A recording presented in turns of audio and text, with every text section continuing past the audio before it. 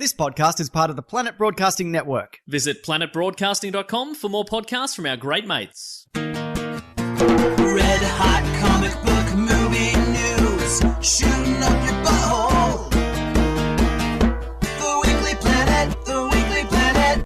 Welcome back, everybody, to another episode of the Weekly Planet, where we talk movies and comics and TV shows. My name is James, also known as Mr. Sunday, and with me, as always, is my co-host, Nick Mason. Hello. I just want to give a quick shout-out to Raw Collings for editing this, and also our episode at bigsandwich.co, which people want, etc. He's doing this on his Boxing Day morning. Oh, my goodness, yeah. And I offered, I said, look, listen, I can do it. Yeah. And he insisted.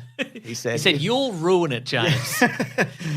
He said, listen back to one of the old episodes where you used to edit them and it's bad. You'll lose all the listeners. He could be doing what is traditional, which is of course, watching a Bond movie, which is a lot of people do on a Boxing Day. It? And I'll tell you one thing, if you're in Australia and like one of your traditions is to watch a Bond movie, you might have been like, well, they took them off all the streaming services, but I took a bullet for everybody. I went to JB Hi-Fi and I spent $90 on the 25-disc Blu-ray James Bond collection, and then I waited a day. The latest? No, and then I waited a day, and they all came back on the streaming. Is that true? Yeah.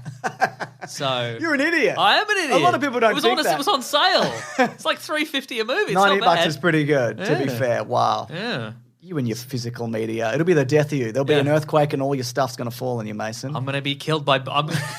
I'm going to have 25 James Bond Blu-rays that have gone all the way through me. A tornado's going to hit. Absolutely. So just before we get stuck in...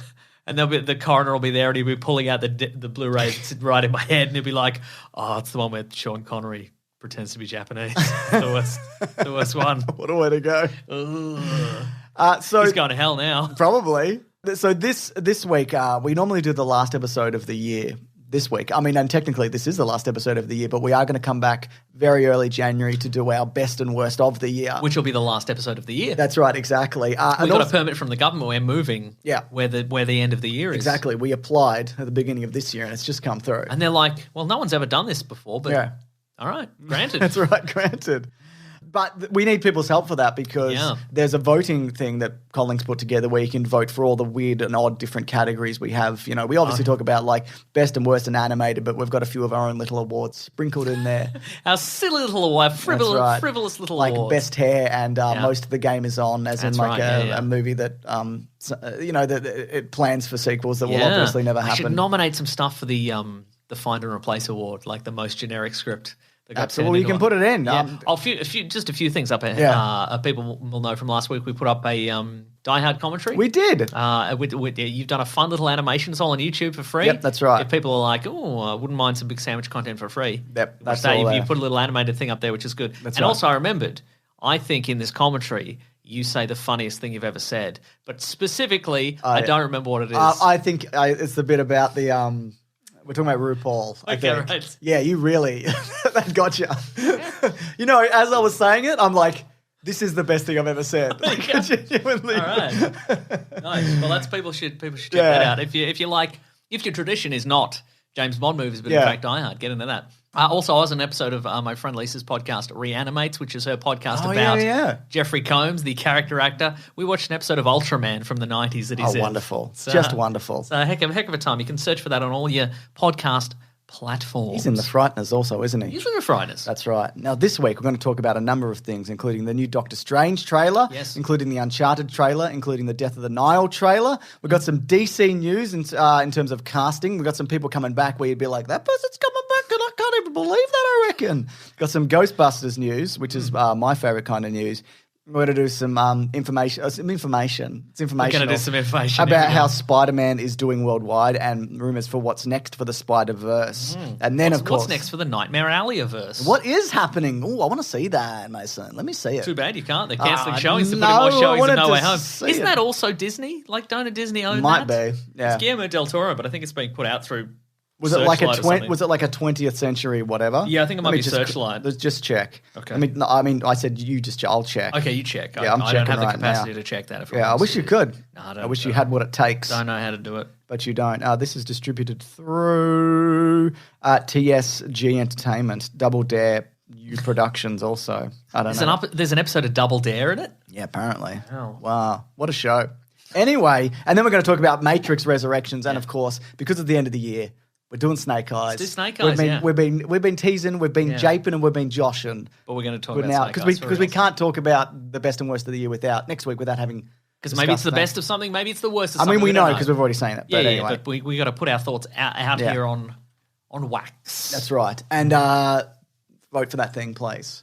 Oh, yeah, definitely. Yeah, please, yeah. Yeah, cool. All right, let's start with Trailers Ahoy.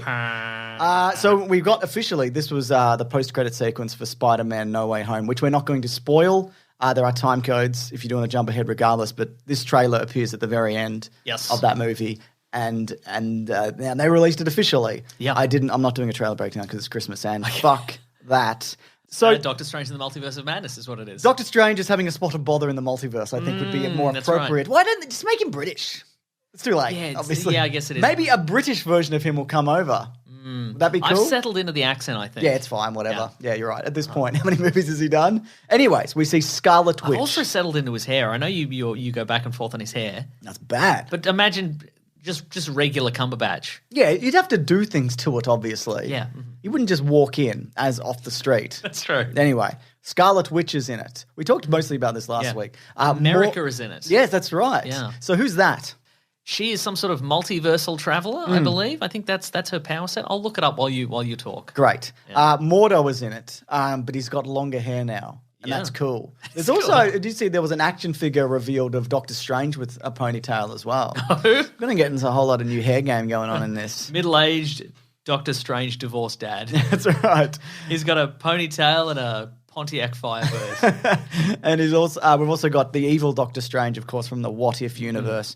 We also see what looks to be Shu McGorath, but a lot of people are saying that it's not. It's like another dimension. It's from his race. I mean, Shu McGorath traditionally, by traditionally I mean in Marvel vs. Capcom is pink. Yeah. This guy's sort of a brownie grey. Great. I love that. Kind of vibe. Okay, America Chavez, sometimes Miss America.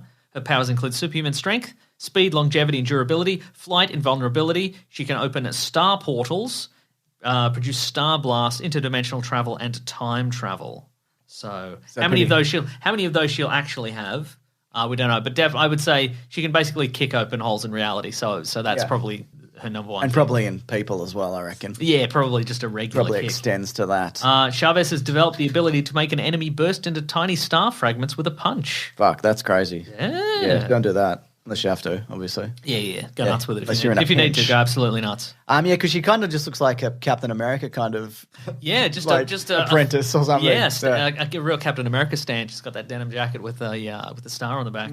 That's it. The other thing is, and we talked about this last week when we talked about this trailer, there's rumors of a lot of cameos in this as a result of not just the original filming, but also the reshoots they're doing at the moment. So I think we're going to get a multiverse of madness in more ways than one, Mason. Oh. There you go. Oh, my goodness. Anything else to say about that? Do you think we'll get Kevin Feige in it as himself? Oh, do you think he'd do it? I mean, of all the things to do it, would they like turn up into his office and he's like, my things are coming. Molto bene, I thought you were going to say. I'm Italian Kevin Feige. I'm not the regular Kevin Feige. But so maybe, like in the comics that we talked about. It's me, Kevin Feige. I chart the course of the Marvel Cinematic Universe. I'm Italian. Yeah, I'm Italian. Yeah. So, we talked about this recently, and one of the Spider-Man things we talked about, like the characters visit Stan Lee, and he's like, I invented Spider-Man, and now he's here, gee willikers, or whatever. Yeah. I don't know. I think it might be a step too far, and maybe he probably doesn't want to do that. Yeah, probably not. Yeah. But, it wouldn't matter if they doesn't, did. He doesn't seem the guy who's sort of like... needs to be in anything, Because people also, he's famous outside of it. He doesn't need to be in them. That's true, And also, I think, you know what? If that's what he craves, you know what I mean? If he wants to be famous, he is famous. You know what I think? I reckon that depending on the movie... Yeah. And depending on the appearance in the movie, I reckon people might turn on him, like all of a sudden. Oh, like this is vanity. This is hubris. I think if it was just a really, really good movie, like maybe, up top tier Marvel movies, I think people are like, oh, it's Kevin Feige, he's put himself in there. But then it's also a case of he's put himself in. Yeah. Like, I think the fun part about Stan Lee is they clearly went, Stan, can you come and do this? Like, and he's not making these movies either, is he? Exactly. Yeah. So I think if Feige put himself in there, people would be like, the hubris of this man. I think at this point he's allowed to put himself in a movie. What if somebody steals his hat? Wow. Well, he'd kill that person, I reckon. In the movie? No, real life. Oh, no.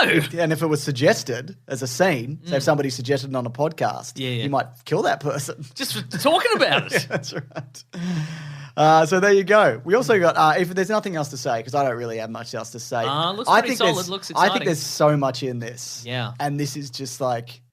This is like such a small sliver of what this movie's going to be. Do you think, because obviously we're seeing the evil Doctor Strange from What If, there's some sort of wedding scene, and it's him and Rachel McAdams. Yeah, but are they getting married, or is it a case are they guests, or is this alternate dimension? Something? Is this the evil Doctor Strange having a flashback to when maybe did they get married? I don't know if they did. I don't think they did, or maybe they did, or maybe I think.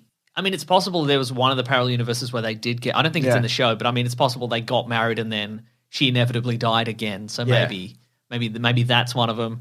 Or have they decided that Doctor Strange and Rachel McAdams are going to get married in the regular universe and that's all going to fall to bits? Who knows? I don't know. We'll have to wait till May 6th when this comes out, which might be a little bit earlier here because sometimes they are. But my question actually was going to be, do you think we're going to see any of the other What If parallel universes from the TV series? I mean, probably. I reckon we're probably going to see zombies. If we're going to see...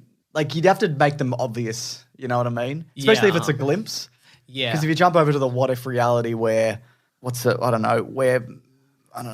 Man's dead. Where it's he's already dead. Yeah. There's if you pop over to the parallel universe where it's Captain Carter and it's the modern day and you're like, what happened in this universe?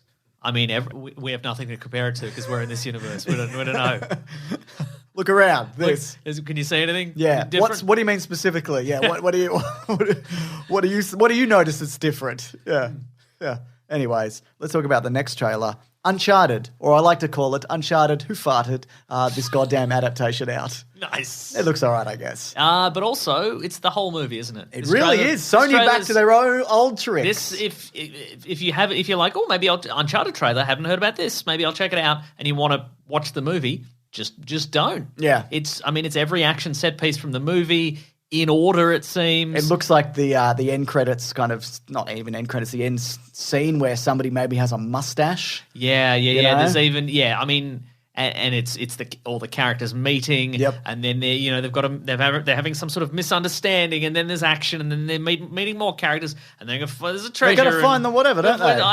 Who's got the secret of the treasure? Maybe we've got to work together and all that. And it's the movie. So this could do well though, right? How are they going to get the treasure out of the? Oh, okay, I see. Because they've shown us how they're doing it in the movie. So there is no surprises in this. I like that there's no surprises. Same. I mean, and the other thing is, like, I've played all of these games, so there's no surprises in these for me, regardless. And yet now I know even more somehow. Would you say that, because I've played like snippets of some of them, would you say that all the scenes in the trailer have been lifted directly from the movie, or is there some new stuff? There's a lot. Most of it is from the games. I think the one major plot point that's probably changed is that he's a bartender, whereas in the games they meet when he's like an orphan teenager. Okay, right. Whereas this, he's probably late teens, I guess. Early 20s if he's working in a bar. I mean, if he's in Europe, he could be earlier. Or he could be lying about his age. He could be an orphan working in a bar. Could be an orphan working in a bar. Well, how do you feel about Tom Holland getting another big franchise? Is the world ready for that? Do you know what I mean? Chris Hemsworth, he's like, well, guess what? I'm going to do Men in Black. And people are like, fucking stop it. And then he went, pick a better franchise. I'm Jake Rake, international killing man. Yeah, all right. We don't mind that. Yeah.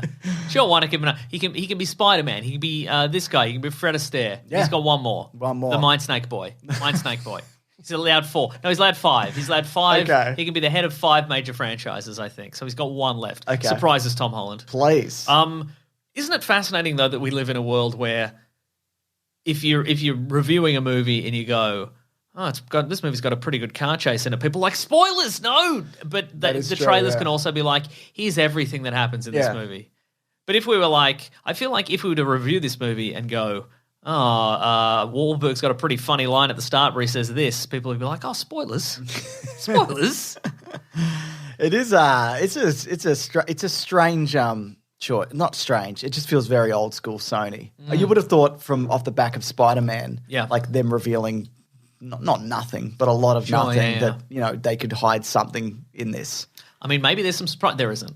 I couldn't even get through the sentence, honestly. There's not going to be anything. I'll be amazed if there's anything else. Was this how like old movie trailers used to be? Like pre-70s trailers? I think so, probably. It'd be like Steve McQueen. Steve McQueen he's a cop on the edge. Yep. And here's the car chase. And they're at the airport at the end and he shoots a guy. Bullets. He shoots the guy he was looking for. He shoots him. He found him. Got him and he shot him. Please see our movie. Regardless. Yeah, I probably would see it though. Yeah. You know? And now bullets hanging off the back of a cargo plane. A bunch of crates. And he's fallen off the crates. He's going to be all right though. Yeah. Oh, here he is. He survived. He's okay. Anyway. It's bullets. He's all right. Anyway, then we also got a trailer for Death on the Nile, which I think is a movie that Disney trying to quietly kill. Yeah. This is a 20th Century Fox. I think it's a holdover. I'm pretty sure. Yeah, because they did Murder on the Orient Express. Yeah, but I think this is the one they may have acquired. And then obviously off the back of Armie Hammer's been in A Spot of Bother. Yep. And now we've got Letitia Wright, who's doing some anti-vax stuff, allegedly. And so is Russell Brand. Russell Brand. And, who else? I mean, that is the problem with an ensemble cast. They've all got skeletons. Roll the dice, don't you? I mean, so many of these people, they got where they are by, stabbing people in the back, maybe. I love that. Yeah, me too. Question for you. Yes. You're a Poirot fan, I assume. You're going to say you're a private investigator. You are a private investigator. Yes. Well, that's what you wanted to be as a child, wasn't it? That's true, yeah. So all of his murder mysteries, are they set on like transportation where nobody can get off and there's like 12 people he can accuse of doing a murder? Because the two I know of, this and the other one we saw. Yeah, mate. Lucky they're all on a boat because if they'd have been just like, I don't know, in a street, they could have all just dispersed. But also, he gets on the boat and everybody's like, oh, it's Hercule Poirot, the best detective in the world. Time to do my murder, I guess. It's the perfect time, actually. Perfect time. Because if you can trick Poirot... You can trick everybody. That's true, yeah. But also, I think the point is that you can't. Isn't that right? Yeah, I would have killed Poirot as well. Yeah, I guess you'd have to. I would have killed Poirot first. Yeah. Can he fist fight? A little bit. And he has a gun a lot of the time. Well, yeah, you'd need one for all the fist fights you're trying to avoid. To answer your question, yeah, bit of transport, sometimes smaller locations, like sometimes a murder takes place in a phone booth. Okay. It's him and 12 other people. Wow. Yeah. I think that's probably just suffocation or somebody's ribs get fucking popped because they're stuck in a phone booth. And he's like, I suppose you've wondered why I've gathered you all here today. And they're like, get us out, Poirot. We'll all admit to it. Just let us out. Okay. You Belgian bastard. I've got a segment, a new idea for a segment. It's called DC Booze or DC News. So you get to decide whether it's booze, like we're going to give it big booze. Oh, not booze, like a... Oh, it could be that. Okay. Or it could be like, oh, this is good news. It should be DC Booze or DC Good News. I'm changing it. What do you think? I mean, I think of booze like a celebratory thing. So maybe it should be DC Booze or DC Booze. Oh, okay. Yeah, okay. Because we're booing a thing because it's bad, or we're drinking some booze because it's good. Okay, great. I also don't know why it's DC specific, because really this could apply to anything. Comic book booze or comic book booze? Yeah, exactly. Okay, great. Here we go. Anyways, Michael Keaton is joining Batgirl. He's going to be his version of Batman, presumably, which I guess Batgirl is set in that universe, or there's going to be some Flash multiverse stuff, which means that there's things that's crossing over and whatever. He's on track to be a lot of recurring characters in various universes. I think that they're looking, and we've talked about this before, that they're looking for him to be the Robert Downey Jr. of the DC, whatever, like the linchpin. You know what I mean? Yeah. I think they probably wanted it to be Affleck. Yep. Probably like 4 or 5 years ago, but that's not happening. Uh-huh. So this is what you do. You know what I mean? So good, I guess. Yeah, but are we doing? Is this Batgirl going to be in the Burton-verse? Yeah, that's my question. Yeah, I presumably. But I mean, like, because, and again, like DC is sort of they've not committed to the full, MCU style. Yeah, it's all in the same universe. Maybe things will be set in separate things, and maybe we'll bring them all together. Yeah. So I mean, maybe we're doing in the Flash. We established there's multiple parallel timelines. Yeah. And this Batman, the Keaton Batman, is in a different timeline to the regular DC EU, and then this one is like, and back in his universe, now there's a Batgirl. He's retired, and Batgirl's taken over. Maybe like that. Yeah, maybe. I think they're probably going to merge universes and just be like, then otherwise we have to open a portal every movie or whatever. Well, see, that's the thing. Or everything's set in the Burton universe. Like I don't like the idea of, okay, it's a Batgirl movie. That sounds fun, like fun crime action caper. Yeah. But then also there's portals involved. Like, I would much rather them just go, okay, well, it's in the Burton-verse, so we don't have to deal with... I don't want him showing up and being like, well, I'm a Batman in another universe, and you're a Batgirl in this But I've universe. got a portal machine. Exactly, yes. You guys don't know that, but I've got a portal machine. He's the least likely Batman to have a portal machine also. Nah, Christian Bale. Oh, There's no supernatural shit in those movies at all. No, that's true. But yeah, you're probably right, actually. I guess. Yeah. I mean, we don't really know what he's been up to besides that. Did you stay up to date on the Batman 89 I was comic? too in, so I haven't stopped reading it, but I guess I have. But no, I'm not up to date. Okay, right. Yeah. Do you think he's close to a portal machine? Doesn't seem to be. I was going to say the 66 wouldn't have a portal machine, but he absolutely would have a portal machine. Yeah. Just for one episode and then never mentioned it again. Yeah, exactly. Yeah, he solves a major problem and then forgets about it for any other time. The other thing is, they should have done Batman 66 Mirror Dimension episode. Yeah, He's just got a little mustache. I would love if he had a little mustache. So we're getting the return also. This is for the Flash movie, apparently, of both Zod and Feora. Ah. And the actors who play those people. Whoa, Michael Shannon and the lady, the nice lady. Her name is pronounced, is spelled Antje. Okay. Traeu. I've lost track. I couldn't even visualize those letters as you were I did saying look them. up a pronunciation, but I'm like, I don't know if I should attempt that because I'm a moron. Anyways, my question is to you. I think do you think they could be the parents of this new Supergirl in that movie? Oh, yeah, maybe. Because Sure. she's got dark hair as well, and you know what I mean? And she's got superpowers, and she probably wants to be like not the person whose parents tried to terraform the earth. Maybe like maybe adopted daughter. Yeah. And they've taught her all the wrong stuff, and then she arrives on Earth and she's like, oh, That's a mean thing to do to someone. learned all the wrong stuff. I learned all the Maybe wrong learn stuff, the right actually. stuff. Yeah. Maybe they pop out of a portal with a baby Sure. and go, we got this baby, we reckon, we think. No, we do. Great. This is all terrific stuff. Maybe Feora could have a child with Chris Maloney's character. Oh, I would love that. Right? Not a, You thought we died in that explosion, but we got shunted off to parallel universe. Nothing to do but have kids. So we had a Supergirl. I could see them getting divorced, though. Not those two, but Zod and Feora getting a divorce because of Christopher Maloney. Because you see that guy and you're like, hot stuff, actually. Yeah. This guy's brave. And Zod would be like, but I'm also hot stuff, actually. But you'd be like, yeah, but Zod, that's because of yellow sun radiation or whatever. It doesn't count. This guy's just doing knuckle push-ups all day. He's fucking pure charisma, this bloke. You've got a stupid haircut and a dumb face, and you scream too much. That Maloney character probably does like the hang upside down, do the crunches. I would say he almost certainly would. Yeah. He was happy to die in that explosion. He was like, I embrace this. I'm going to make this happen, if anything. I'm going to kiss the explosion as it approaches me.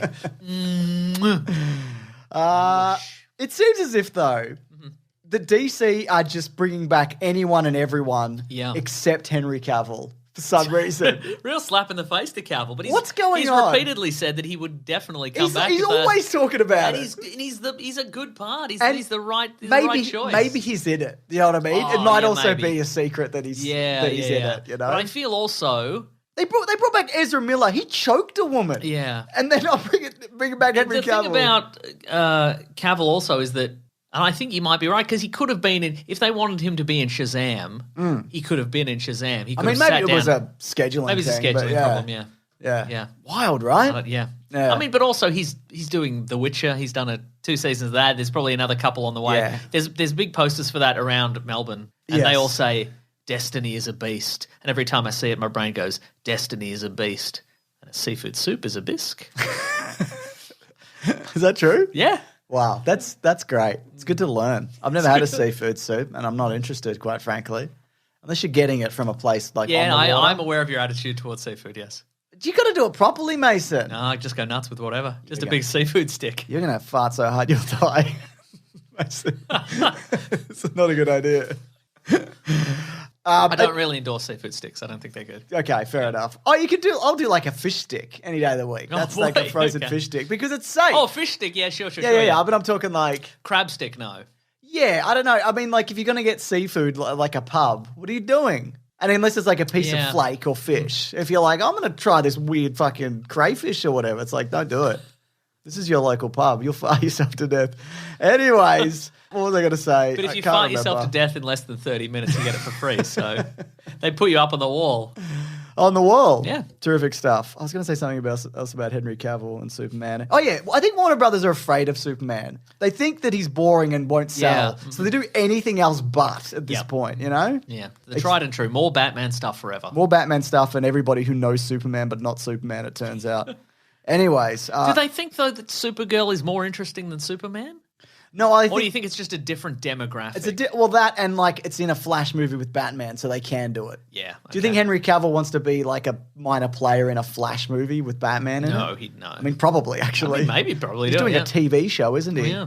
Anyway, this is just news for you, Mason, because I know you'd appreciate it. Oh, okay. This is Ghostbusters news. Yes. Because as the foremost authority on not giving a fuck about Ghostbusters, me. Yes. You are the opposite of that, and that is correct. That's true. I love Ghostbusters. Yep. I love comments about Ghostbusters. Yep. Just people's. Do you love the discourse? I love the discourse around Ghostbusters. I think it's cool and normal. Me too. It's cool and normal for a middling franchise that they make one every decade or so, on average. When you average it out, yeah. So this is via Ernie Hudson. He said, I just got an email. ErnieHudsonNews.com? Yes, that's right. Nice. He says, I just got an email. You did it, Ernie. Thank you. Well done. Or was it an interview? I just got an email. It's my first email. Stopped and looked at his phone. 5 minutes. Because we're doing another video game, he said this via Eurogamer. They're scheduling it now to do a recording, and I'm not too sure who's going to do it. I know me and Dan Aykroyd, I think. I'm not sure if Bill Murray will do anything on it. So, famously, there was a Ghostbusters game in 2009 which featured all the returning cast members. People consider it the third movie and et cetera and so forth. I played it for a bit. I thought it was fine. But I like it more. But I know you do. Because you're the number one Ghostbusters fan. That's true. Obviously. So, yeah, there you go. I thought you'd be excited about that. Very excited about that. It could just be a mobile game, but... Oh, yeah. Loot box-based mobile game. Yeah. Oh, you know what it will be because you can open the traps. Oh, yeah. You can blast open the traps and they've... What's in the trap? In-game currency, I reckon. In-game currency or like a different nozzle for your proton pack or something. Terrific. You know, different cosmetic add-ons for all your devices. Absolutely. You know, different colours for the PKE meter. Ooh, that's good stuff. You want pink lights on the PKE meter? Gonna cost you, baby. Well, yeah, obviously, because that's what I want. This is also via Paul Feige. He had something to say about Paul Feig. Feig, sorry, Paul Feige. That's nobody. I mean, there is somebody called that, but he's nobody famous of note yet. If you're listening, Paul Feige. We're waiting. Work hard. Yeah. Work harder. Come on, mate. Lift your game, all right? So you Pull might your have freaking socks up, mate. There was a Ghostbusters box set revealed that's going to be released in the new year. And it has the 3 Ghostbusters films, but not the 2016 Paul Feige. Yes, absolutely correct, yes. Who says, at Sony Pictures, I know this must be a mistake. We do have a lot of fans. Doing it in public. That's right. And Bill, Dan, and Early were in it, and we won the Kids' Choice Award for Best Feature Film that year it came out. So I guess this was just an oversight. # we are real Ghostbusters. So, I'm going to say, probably wasn't an oversight. No, it definitely wasn't an oversight. I think they've crunched the numbers and gone, we will sell negative copies of this box set if we put the 2016 Ghostbusters on it. I think the people who buy physical media are generally an older demographic. Yes. And generally, I would say if you're buying Ghostbusters, you're probably a dude. And also, you probably hate the 2016 version, which would mean that all the things. I think they definitely crunch the numbers. Yeah. So, but as a man who buys physical media for some reason, Mason, for me, for the people out there who wanted to watch the James Bond series on streaming, the one like where I'll bite the he's bullet. Japanese or whatever, yeah. And look, I'm not someone who buys physical media, and I don't care about Ghostbusters, so I don't feel like I have a. I mean, that being said, I have a completely random selection of physical stuff at this point. It's like I'm not like, well, I've got to get the essentials and all the great stuff. Okay, what about this? There's 2 sets of Ghostbusters DVD packs. Okay. One of them has the 2016 version, one of them does not. Yep. What do you engage in? Ooh. Because for me, if I was buying it, which I would never would, I would want the 4. Yeah, right. Even though I don't particularly like that movie or the new one. Yeah. Or really any of the others except for the first one. I think my copy of Blues Brothers I bought.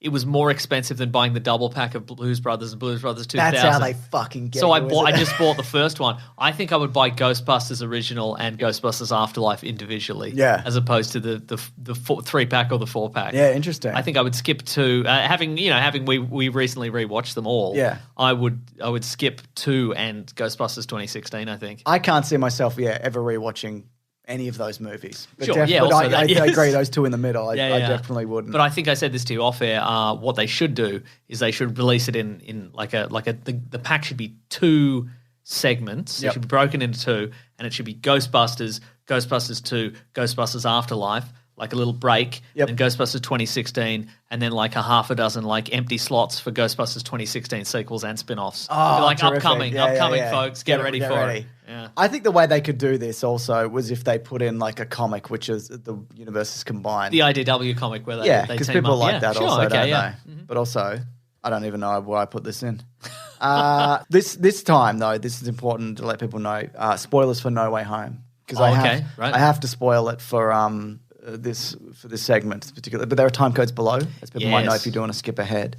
And we'll try not to spoil it outside of this. Okay. So, there's a big unconfirmed rumor by a few people, including My Time to Shine, who got some Reddit stuff right, apparently. Okay. But I can't stress enough, because often when I put in a rumor, people might be like, don't you know that that's a rumor? Why are you putting an unconfirmed whatever? Because it's fun. We love fun here at weeklyplanet.net. We love fun. And if you don't like fun, get out. If you don't like up and fun, get out. we fucking hate you. Right? You fun-killing... Bunch of buzzkills. Makes me so mad when people don't want me to have fun. What do you bloody write for buzzkillnews.com? I bet you do. Yeah. I bet you invented that website. Yeah. Anyways, the rumor is that Tobey Maguire and Andrew Garfield will be back for Secret Wars. Oh. Secret Wars in the comics is obviously where some kind of fucking monster from wherever gets them all to a battle planet and they all fight each other. Yes. Everybody fights everybody. It's a mess. We did it for book club on Big Sandwich. We did, it's true, yeah. I know you probably liked it, but I probably I didn't like it at all. I hate that one. You like the DC one, didn't I you? like Crisis on Infinite Earths, yes. But That one's not good. Secret Wars, as I think we mentioned on the episode, it was essentially just a mechanism to sell a toy line. Yeah. And it was just it's the original one at least is kind of like the comic book equivalent of just getting a bunch of action figures and smashing them into each other. So also, he gets the black suit there in a machine that makes anything. That's and true. funnily enough, there's a machine in the new Spider-Man movie that also makes anything. Oh. And that's cool. You think they're connected? Yep. Okay, Anyway, right. so... do you think the little connected. splotch of goo gets in the making machine? No, the machine can do that. Doesn't need it. Great. The goo shows up. And, It's like, no. And the goo it's Christmas, and the goo shows up in the looking in the window, and it's like, oh, maybe I'd make a new friend. Oh, Peter Parker will be my friend. And then Parker's just like, well, time to make a black suit at this machine. Easy does it. Yeah. Now, look, if this isn't true, which is absolutely could be the case, Yes. they would 100% be considering bringing them back. The money that this has brought in, because I also want to talk about this, it did another $100 million domestically in the US this weekend, gone, right? It also has crossed $1 billion worldwide, right? Movies are back. Well, at least giant franchise this movies movie are is back. back, This movie I is should back, say, yeah. particularly. And like we said earlier, everybody's sniffing around. Yeah. DC's like, can we combine some old stuff and make $1 billion? Exactly. So, look, again, this is... I'm not saying it's going to happen, but 100% these conversations are happening. Yes. They're working out what characters they can introduce in what universes, how these characters can get back together. They're doing all of it. They're tracking Google searches for different obscure characters, and they're like, who can we add into the next one? Exactly. You know? So that's fun. Also, yeah, as I mentioned, Spider-Man is just an insanely popular movie. And this week on the channel, we're doing their biggest hits and biggest bombs of the year, which are two of my favorite videos to do for the year, because it's just good to fucking rip into some shit, you know what I mean? Hell yeah. Some stuff that I could never possibly comprehend or make. I also should mention that it also has the highest score ever on Rotten Tomatoes for audiences at 99%. And Kevin Feige also had something to say about the Oscars this week, because they're making a push to put in the Oscars. Right. I read somewhere I can't remember who said this, but they think that the idea was that Marvel would have pushed the Eternals. Yeah, because of the director, and it's from that particular... She won Best Picture last year. It has a certain ponderous quality about it that... You mean boring? Got him!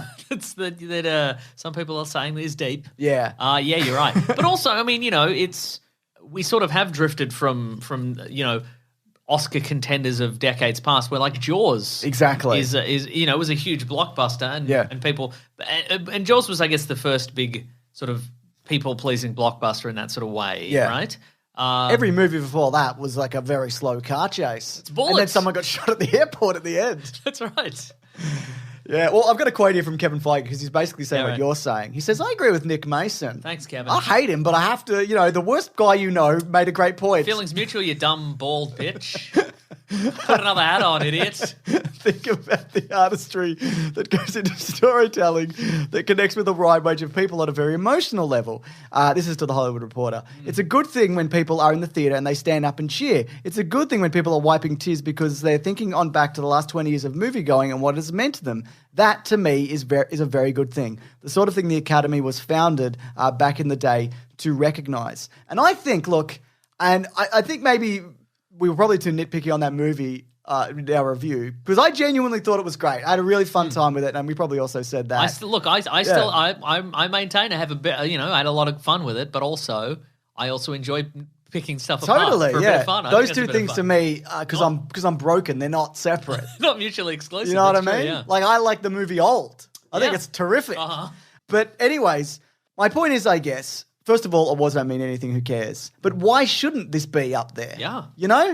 I mean, everybody saw it. It's certainly an achievement. Yeah. In terms of, it's a just in terms of like so many wheels within wheels, so many gears turning and putting all that together and making it make sense on any level is actually pretty impressive. Exactly. Oh, also, I was driving over here, speaking of Jaws, I was driving over here and there was a bus. Yep. There was a bus in front of me and it had an ad for Clifford the Big Red Dog on it. Oh. And it said on the side, had a funny little tagline, it said, what if this dog was eaten by a shark? It said, we're going to need a bigger bus. And I'm like, to kill the dog? Because that's the context of the line in Jaws. We're going to need a bigger boat to kill the shark. You can't just slot stuff in. We're going to kill this dog. We're going to hit the dog with a bus. You know how hard it is to kill a dog that big with a bus? All right. Give me the biggest bus you have. Wow, it is absolutely time to talk about the Matrix Resurrections. Wow. Resurrection. It's back. Listen, Mason. Somehow the Matrix has returned. That should be the tagline. Anyway, just to quickly talk box office, it has made $13 million over the weekend, which is third to both Spider-Man and then Sing 2. We're pretty close though, right? Pretty Not close to Spider-Man. Not close at all. Pretty close to Spider-Man. Spider-Man had like a $15 million weekend, right, Spider-Man? To the movie's credit, it's an R-rated movie, so it's obviously going to lose out to a movie like Sing 2, and it's also going to HBO Max, and it also beat that Kingsman prequel, which only made $10 million. Oh, is that out? That's out some places. It's not out here till the new year, but there was a screening. I didn't tell you. Maybe I told you, but anyway, okay. I didn't go. All right. So The Matrix Resurrections, it's back. What do you think the story was? Somehow the Matrix has returned. Boy, has it. So Thomas Anderson he's Some people call him Tom. Yeah, Tom Anderson. He's this guy, and he's a. Well, here's the thing: how much of this can we spoil in summary? I mean, I've got a list of things that I'm happy to talk about in. Okay, I'll tell you this: he's a man. Yep. Thomas Anderson is a man. Yeah.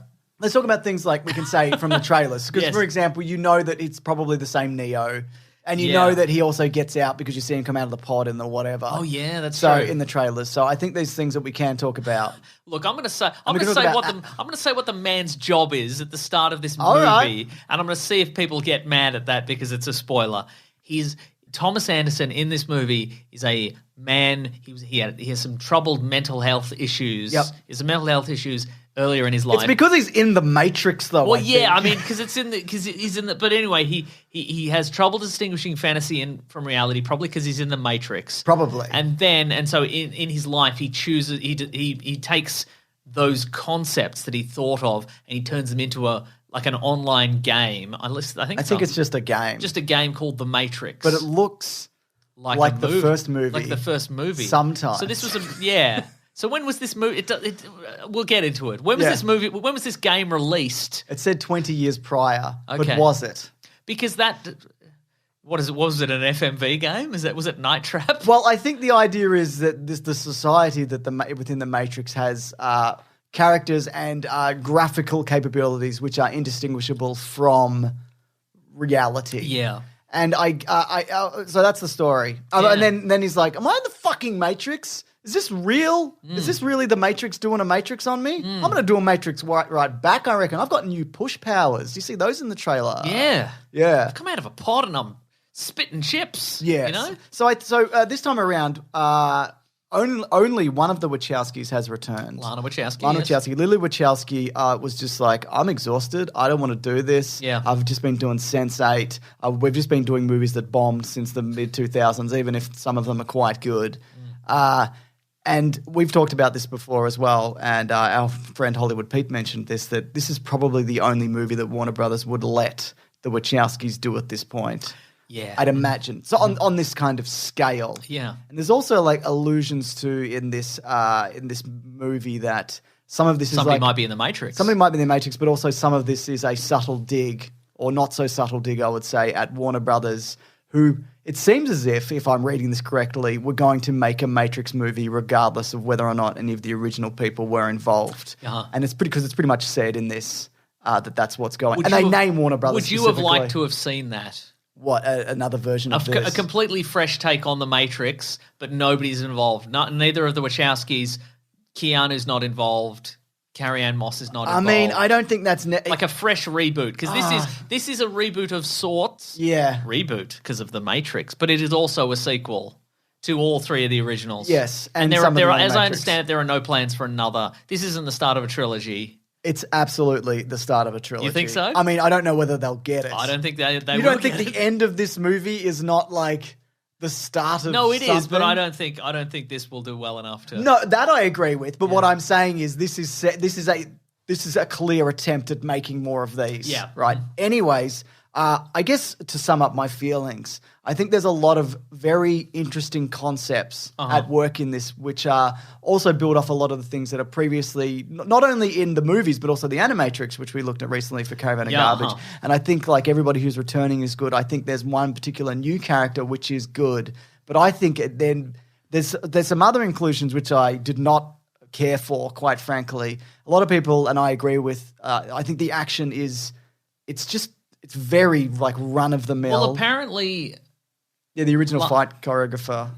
Yen Wu Ping, I think, died. But also, like, Lana Wachowski, I think, both the Wachowskis had a specific way of storyboarding action sequences sort of in the style of a comic book. Did they do that this time? No, they've changed. She's changed since then. And I'm like, maybe you should have stuck with that. What I feel like the issue... I actually have a question for you. Okay. This is now the canonical continuation of this franchise, probably the final chapter. How do you feel about that? Do you have like a...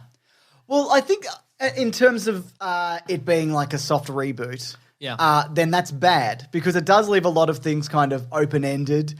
It opens a lot of doors which were closed at the end of the last one. Mm-hmm. And I also think that if you could... I also think that it's interesting that it builds on the world in interesting ways. That weren't as much in the last one. Mm-hmm. But at the end of this movie, not to, I guess, spoil it too much, it seems as if it's just like the end of the original one, where it's just like, now things are really... Well, I think... so bad. Yeah, so a friend of the show, Nano V Movies, did a video about this new movie, and I think one of the points he made was some of the CG in this movie looks pretty average, and his question was, is this a satirical dig at how modern movies have too much CG, or is it just bad CG? And the answer is probably the simplest answer, which is it's just the average. Like the budget's kind of lowish, and it's just kind of... Is it though? Yeah, and I think Let me check the budget my on this. question, like a lot of this movie feels like, is it kind of satirizing the original movies and what they did to action movie culture, or is it just kind of average action? What I did like actually about this movie is what is that even like? Why? I don't know, but but I was going to say one of the things I did like, there are a number of sort of still shots in this movie that I quite liked. Yeah, it's sort of are reminiscent of kind of Renaissance paintings. Sure, okay. Like there's a moment in the trailer where I think you see Thomas Anderson. He's about to walk off a roof, and everybody's sort of static, and kind of the entire crowd is sort of reaching for him, and it looks very much like that. And there's a sort of later action sequence with a kind of SWAT team, and it also kind of looks like that. There's action sequences that are moved into sort of turned into still lifes, and I think they look really good. But the action, if I was going to describe this movie and my review of this movie, it would be muddled. Yes, in the sense that it's the action sequences are just kind of, they're there and they don't really... They feel like a bit of shaky cam and kind of sloppy and like there's quick cuts. Yeah. And I also feel like, just to finish this one thought, sure. the single thought that I've had is that what it's trying to say to me is also muddled. Yeah. Like what's the, like, if we just want an action movie and, you know, it just happens and there's some car chases and gunfights and then it ends, that's fine. But is this movie trying to say anything? And if so, what? And has it done that effectively? And I don't know if it has. I didn't really feel like I've seen sort of articles, you know, since the release of this. This is one from PCGamer.com, and it says The Matrix Resurrections is one of the best critiques of video game culture ever. And I'm like, is it? What? Like, I think, and again, maybe upon a rewatch, the various themes that are people seem to have been interspersed to this movie, maybe I'll see them and go, oh, I see there's a through line there or something like that. For me, it was just like, okay, well, there's a scene where people ask what the Matrix. There's a bunch of people in a room, like a boardroom, and they're discussing what should be put in a Matrix sequel. And some people are like, it's bullet time or red pills or, you know, it's a crypto fascists or whatever. And I'm like, I mean, that's satire. That didn't really. It wasn't. It didn't feel like a theme that was permeated through the movie. It just felt like they were like, just. And again, we should be reviewing these movies in terms of what they are, not what we hoped they would be, and then they turned into. But no, I don't. I didn't really, because I didn't really know what this was going to be going in. Yeah, I kind of felt like this would be like a big middle finger to everybody who has taken like the concept of being red pilled and associated with some. You know, you know, little seedy corner of the internet where it's filled with hate or whatever. But I feel like most people who watch this movie would not go, well, this is really confronting for me. I don't think they would think about it. I think they would just not like it because there's not enough good action. I mean, you know what? There is the bit where Bugs, which is a character I really like, Jessica Henwick does, like jumps over a car at the start, and for people because she does have blue hair, she does have short blue hair and sunglasses for most of this movie. She is Colleen Wing in Iron Fist, and she's in Star Wars as well. She's in Star Wars also. She's an X-Wing pilot, right? Yeah, that's right, something like that. And you know, I think also there's strong emotional storytelling to a point with like Keanu Reeves and Carrie Ann Moss. I think those two together are very interesting. Mm-hmm. It's good seeing them back together, and you kind of get the sense there was this great loss that happened between them, and they're struggling to reconnect in this just absolute nightmare reality they've been forced into. But there are a lot of also why questions, and we'll get to them in spoilers, but a lot of kind of why questions that weren't answered, but also nobody seems to be curious enough to ask the questions. I was going to say, can you give me an example? But you obviously cannot at this point in time. Well, yeah, we'll get to it. But was it? It's one of the best critiques of video game culture ever, is it? No. I didn't feel like... See, I don't even think this is about video games. No. I think it's more about, if it's out anything, it's about just art, like big budget, like art in general, whether it be movies or video games or books, I guess. I don't feel like that. I feel like maybe they should have picked one thing and really... I would have preferred if this was like minimal action and a satire and just a strong satire. Okay. Like the whole way through. But it just didn't really feel like it was committing to anything. It wasn't like a...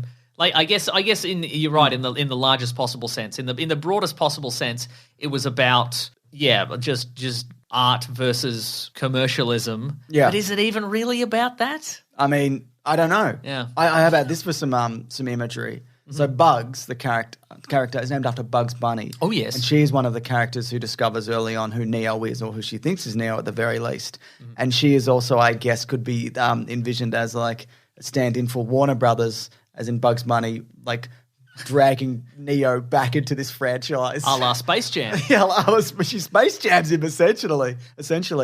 Well, here's something else I did like about this as well. So the Matrix at this point, yes, it's grown beyond what it was. It's not like everyday boring living, and then every now and then if you do step out of line, like 3 agents will show up and shoot you in the head. It's a fucking nightmare. Like, it's confusing. Half of the people are probably bots. It's so much noise and information that you can't kind of wrap your head around anything. You can't get a clear thought in. Thomas Anderson can't. Yeah, but I think that's true of everybody because there's so much going on. You don't have the time to just be like, to kind of make sense of because of everybody's always on their bloody phones. Well, that and it's just like it's they've made it intentionally confusing. Oh, that's the thought that I had earlier. Like aggressively confusing. I feel like. Do you mean the movie or do you think the Matrix? Well, the Matrix, but I guess both. I think the thought that I had earlier was that I don't think it's a confusing movie. I guess like I wasn't lost. No, but I mean, I guess it kind of feels like that.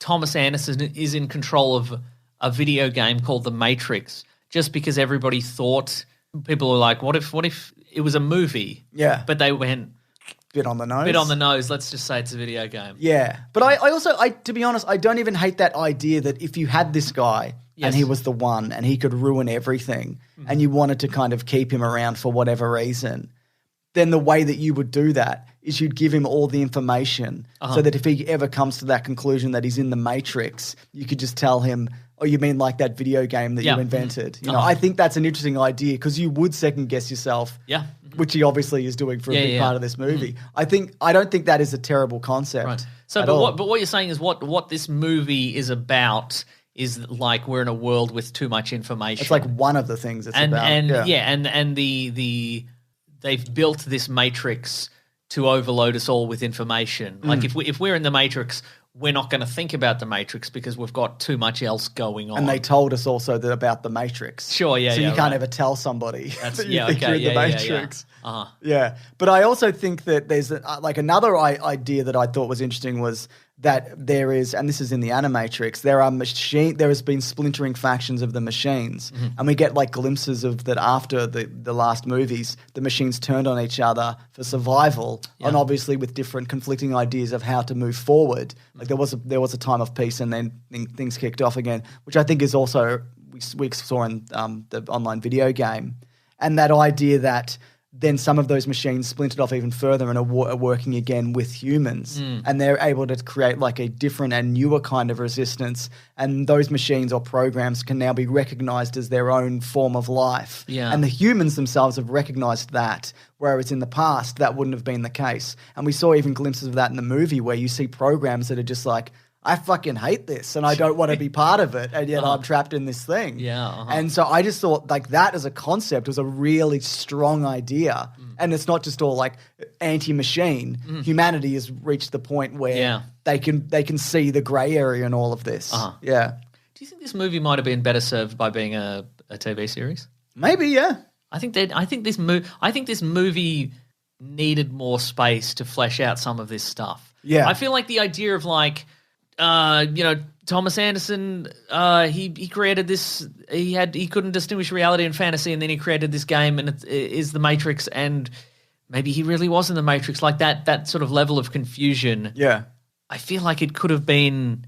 I think if they took some more time to flesh it out, that would have felt more. I wonder if you could have an extended version of that, because I think that could be genuinely. Because it felt like I don't know. It kind of felt to me like it was just it had a bunch of ideas that weren't really tied together all that well, and it just sort of whipped through them quickly. Yeah. And then it had some action sequences that are kind of whipped through quickly. And then we got to the end, and it's like sequel, maybe. Probably not. Yeah. What do you think? Best movie ever? Or a few more things I want to say. Please. I also feel like. When you're in the Matrix, whether you be a part of it, whether you're in it, or whether you're like a runner, whether you're part of the resistance, there's no sense of danger to you there like there was in the original. Like you could have 1,000 people chasing you, and it just seems fine. You could have 4 agents shooting you at the same time. Yeah, and it's okay. It doesn't seem you know to what be I any mean? sense of danger, I'll just jump through a window and escape and whatever. I just think all of those things which were threatening. There wasn't a newer threat that was as interesting. We have joked in the past about how are people going to escape the Matrix in the modern day. You have to do a little TikTok dance or whatever. Yeah. Turns out it seems to be like I don't think there's much of a spot. You can just leave. Yeah. Someone opens a thing and you leave. You just or whatever. leave. It's like you go through that window and you just escape. That's right. Yeah, Unless all they the close hard it. lines have been. Yeah, and I'm not even opposed to that idea, because I think that things are probably which seem to be like a callback to the Keymaker in Reloaded, which is where he could make an assortment of keys, and he could unlock a door, and then rather than going to the room, it went to another part of that reality. Yeah. And it seemed like that had been expanded to the entire world and now all the resistance had access to it. But why? How did that happen? Probably in a book. Might be in a book, sure. In a book we didn't read, in the Animatrix comics. Yeah. And I just wanted to quickly say, there's the first use of bullet time in this is just like it looks like something from like Keanu Reeves doing a sports bet ad. So he's like standing in front of, which I don't think he would do. Yes. Where he's like standing in front of someone and he's like you to me away like 3 or 4 feet, and they hold the gun up and fire, and he just moves slightly to the side. And it's just like, if you're going to do bullet time again, which obviously you have to, that's the first reveal of it. And then in addition to that, they tried to do like, I guess what this movie's version of bullet time is, where one particular character is moving very quickly while everything else is moving really slow. And it just doesn't look very interesting. Yeah, there's not, I wonder if like this movie is kind of hamstrung in the sense that we've really done everything in terms of like huge special effects. You can't do the Quicksilver super speed thing because they did an X-Men and whatever. And you know, last week we watched Spider-Man No Way Home, in which 2 characters jump into a mirror universe where one person has total control of all reality and we're in it for a couple of minutes and then they leave and we're like, yeah, that was pretty cool, I guess. So like, what is this going to do? That's like, what I mean, There's no... There are no worlds left to conquer in terms of special effects. Well, then you make the action better. Yeah, that's what I think. They did. Yeah, again, it was just there's no, at least on par with what we're seeing in a lot of movies like, now. I feel if you and again, it's probably a function of having seen it a bunch of times, but also if you were like, okay, in the dojo scene in the first Matrix, how's that play out? I could probably I could explain move for move what happens in that. Yep. Whereas. Or really any scene, do a big push. Push. Neo's got a big push power now. There's no like so many or any action sequence, or there's a in the original there might be a fight in a hallway between Morpheus and an agent or something like that. Yeah, it's always really clear what's happening. Yes. and long takes and a lot of you know where everybody is in the space, and they feel really iconic and memorable. And in this, I couldn't.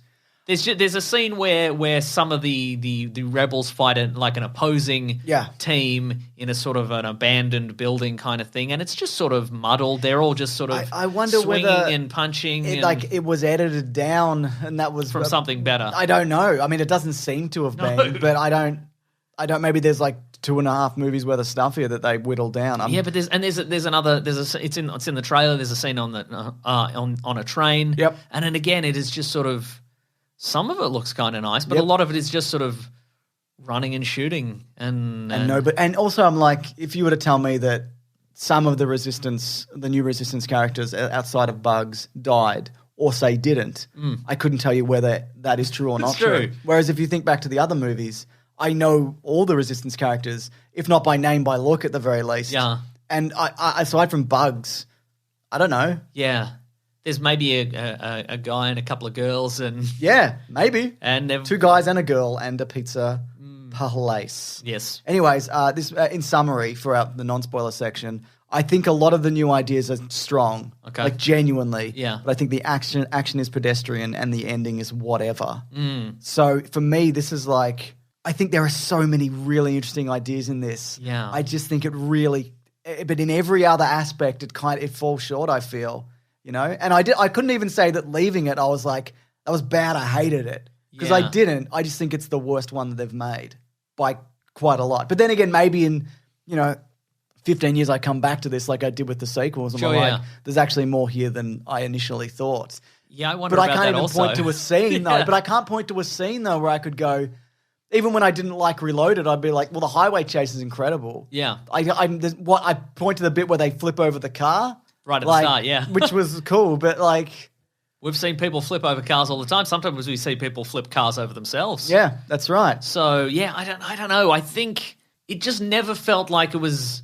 I don't know. It just never felt like it was meant to... Like, it felt like it was set out to be some sort of strong critique of something, but then it never actually... I think it's just media and corporate media. Yeah. And I think that's like the umbrella. Sure. And then within that, you've got... But then again, I guess the question being like, Warner Brothers would never let anything genuinely subversive come out of their I guess not. Their movie house. Let's do spoilers. Let's do Are you spoilers. going to say worst movie ever? No. I mean, I'm going to say best movie ever in the sense that it was not the worst movie ever. Yep. It was nice to see Keanu and Carrie-Anne Moss. Love Jessica Henwick in it. Yeah. Jonathan Groff. Everybody's quite quippy in this as well. Well, I want to talk about Jonathan Groff. Let's we do spoilers? Okay, yeah. let's spoilers. So I also agree with you, as in, like, I didn't hate it. But that is not a stirring endorsement. I just want to also clarify that. So it's 60 years on. Yes. They've been keeping Neo and Trinity alive because it's something to do with... Well, they brought Trinity back from the she was dead. They rewired her brain and built it back. And it is explained that was very costly. Yeah. But what does that mean? Time. Oh. Time is money, mate. Yeah, time is money. That's true. Well, I guess it's energy and processing power, I'm assuming. Why, now, specifically... We'll get to the thing you're going to say, James. Yeah. But specifically, why did the war keep going? Why did the peace break down? Because of my understanding, infighting? Yeah, I think it was infighting, and I think it was also that the resources, that being humans, are too valuable to just. So let the ones them that got free, right? Yeah, and I also thought that, and I want to talk about New Morpheus as well. The idea of what happened to original Morpheus, where he became the leader of Zion. He's long dead, but like most people from the first movies. And he was warned that something else is coming. Something else is brewing. They're evolving. We need to change with it. And he couldn't get past the idea that everything he'd believed and been told about Neo being the one and bringing peace, that was it. Yeah. And I think that's also very fitting for that character, even though we don't see that particular version, that he would get stuck in that headspace and just go, no, we fixed it. And I will not move beyond the ideas which have served me correctly until this point. Did he just die of old age? I don't even know if he's dead. To be honest. Well, I mean, because we see a statue that is a sort of it's a statue to him. Yeah, he's got his vest. He's got his Zion vest. But the thing is, though, Neo doesn't even ask how he died. No, which I thought was odd. Yeah, I mean, I guess he's just dead at this point. He'd have to be, right? But I mean, because he was at least 40, at least. Yeah, he's not making it to 100 in this universe. But I mean, Neo didn't even say. He's learned that the piece that he thought was going to be broken when he went to the machine, the central intelligence of the machine. I would have thought that he would have thought that went forever. But he learns more. It's been 60 years and Morpheus is dead. He doesn't even go, did Morpheus die in a battle? Yeah. Did he die of old age? Did he, did you throw him in jail? Just throw him in jail? Yeah, did he get killed by a squid? Yeah. But yeah, but aside from that, I loved the idea of bringing back Niobe, and she was able to get past all of the ideas of the past and rise up and become the leader and build this. It's a new Zion. I can't remember the name of it. Zion. Io, thank you. And that, they're growing fruit again off the digital information available to them because of the programs that they're working with. And I thought that's great. And I thought so. And the Morpheus in this is a version that Neo built for his video game. The second. And I think he's good in this. And I think he's not Morpheus, which is why I could let a lot of stuff go. Right. Whereas the Jonathan Groff character, which again I want to talk about, some of that I couldn't. So he's essentially, if you're still here, I mean, you haven't Morpheus. seen it. So Morpheus, yeah. The character we're looking at in the trailer, so you're like, it's a new Morpheus. What's his deal? Yeah. So he is a character created by Neo. Yep. Within the world of the game he created in the Matrix. But also who looks like the version of Morpheus created in the game. Yeah. And because and that basically they managed he gets out of it, and he gets out of the Matrix in the Matrix, which is the video game. But this character was created by Neo, right? Yes. Because or at least he thinks he did. Yeah, so for this game he created a character who combined elements of Agent Smith and Morpheus. So I guess he did make him. So in this game, in the story of the game within the Matrix, he was an agent, a la Agent Smith, and then he's woken up, and then he becomes a resistance fighter, I think. Yes. But then when Bugs meets him, he's already been turned? Or he's already thinking outside of his programming. Which makes me think that video game characters in this world are obviously beyond anything that we've got right now. And so Neo created him and the ability to get to him as a subconscious way of getting himself out of them, because he needed a Morpheus to tell him that he needs to get out of the Matrix, but he couldn't. Yeah, that is a very interesting concept, yeah. But then you bring that guy in, and then he can also physically translate into the real world. As in the post-apocalyptic real world, as Ballpheus, because he's made up of tiny little balls. And I thought that was just a terrific idea that you could like physically embody something. And there are some other Ballpheus type characters as well. There's at least one more. So were they also... They said it was recent technology as well. Yeah. They also what? Well, I was wondering. So is the video game technology in this world that more advanced, or is he a special case? I don't know. Morpheus, we don't really. But the other thing, when we talked about this before the show, which I don't have an answer for, is that some of the video game looks recast. So we see at the opening scene is like we see the Trinity opening scene, and Trinity is played by a different from actor. The first movie. From the first movie. And Morpheus is played by a different actor or looks differently. But then later, when Neo goes to get out of the Matrix, he enters a room where they're playing the original Matrix. And they're like, look, it's the original Matrix, the video game. And it's just clips from the movie. It's clips from the movie. So I don't know. With Lawrence Fishburne as Morpheus. But also, like, some people look different to other people in this universe. Like, Neo doesn't look like Keanu Reeves. He looks like an old bald guy. Yeah. I don't know whether this is just to, like, screw with the perception of reality as an audience member. But I just found it wasn't his digital self-image wasn't it altered so people couldn't find him? Yes, that's what I'm saying. Yeah. But what I'm saying is why does the video game look different that they were projecting in the theater room to what Morpheus looks like and what Trinity looks like within the game? See, I was saying to you as well, I think that the opening sequence would have been more interesting if we're trying to be subversive in some way, and I don't know if they were, but I think it would, and maybe it's some sort of rights issue. Like they'd have to pay everybody again or something. Yeah, I guess. But I think it would for me the opening sequence would have been way stronger if instead of seeing this version, the version we see is that it's a recast version of Trinity in a room. She's just done some hacking. She's communicating with Cypher or whatever it is, and then the police go to the heart of the city hotel and they try and track her down, and she attacks them and there's a fight and then she escapes. Yeah.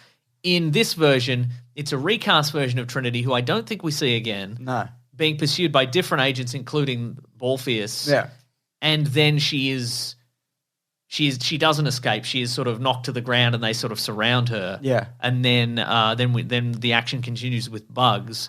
But I think it would be more interesting if the sequence we see is just Carrie-Anne Moss as Trinity. Like it's exactly the same footage, except we insert the new Agent Smith Morpheus into the scene, and then we would be as an audience members we would be watching it going, isn't this just this is the first movie, but some of it is different. And I'm not like, if you did it subtly enough, you'd be like, especially for like long-term Matrix fans, you'd be like, I've seen this scene so many times and it's the same, but it's not quite the same, and I don't know why. Yeah. But then there's the reveal. But in this, we were like, well, this is obviously just reshot footage for whatever reason, and there's we only learn later that it's part of a video game, and it's like, it's fine. I think I just figured it out because I'm an idiot. Uh-huh. The Morpheus in this is an agent. He's not supposed to be Morpheus. Neo built him in as an agent. Yes. So that's why he doesn't look like Morpheus, because he discovers that he's a version of Morpheus. He's not Lawrence Fishburne Morpheus, who also exists within the video game. But it also doesn't explain why Trinity has been recast. Yeah. My point is that, like, he's not Morpheus. He's not supposed to be Morpheus because they'd find him. Yes, so he's an agent. Yeah. So Morpheus in the video game also exists, but this guy also exists. And there's also real Morpheus. Oh. Does that make sense? No. Because he's an agent. He's not Morpheus. Huh. Because remember, he's like, I'm an agent, but I'm actually Morpheus. I think I've figured out who I really am. Yeah, right. So that's why he doesn't look like him. Okay. Doesn't matter. Doesn't explain why they recast Trinity, though. No, that's my point. Okay, so Jonathan Groff is Hugo Weaving's Agent Smith, and they work together. He's the head of whatever game studio they work for. Is it called Binary? Sure. Okay.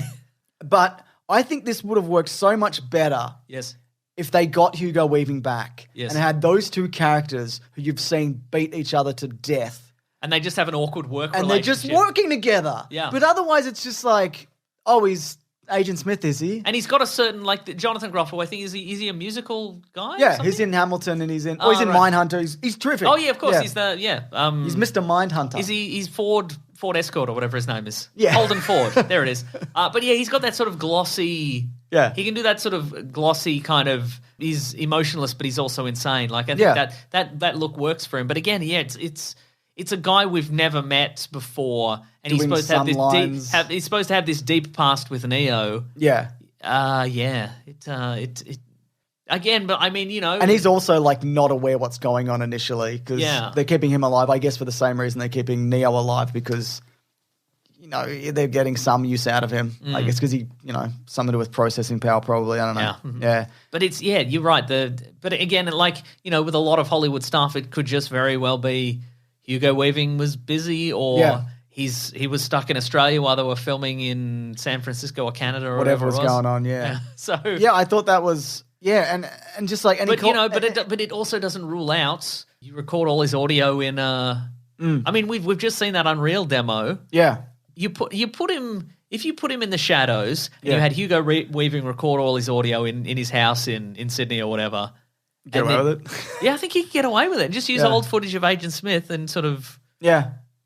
Piece it together. Yeah. Yeah, I don't know. It may not be great, but it wouldn't. Some of this isn't great. But I just think also you missed a trick to see those two working together because they do work so well together. And even things like, and you could have even, they don't do this, but he looks different because Neo looks different to everybody. Yeah, right. But even him is like, he's aware of how he looks. He's not like, I see myself as I used to look. He's like, this is my new face. This is what I look like. What do you think? Hello, Tom. And he's calling him Tom. And I'm like, that's weird. I don't like that. Yeah, and it just as the weirdest workplace tension ever. Yeah. Just maybe these two guys and they're just, they know that they don't like each other. They're not quite sure why. And as the audience would be like, this could become a really brutal fight. Yeah. But it just never does. Like, it sort of does, I guess. Yeah, but like we'd watch all these opening sequences and we'd have this Smith guy just being like, and I need you to do this, and we've got to,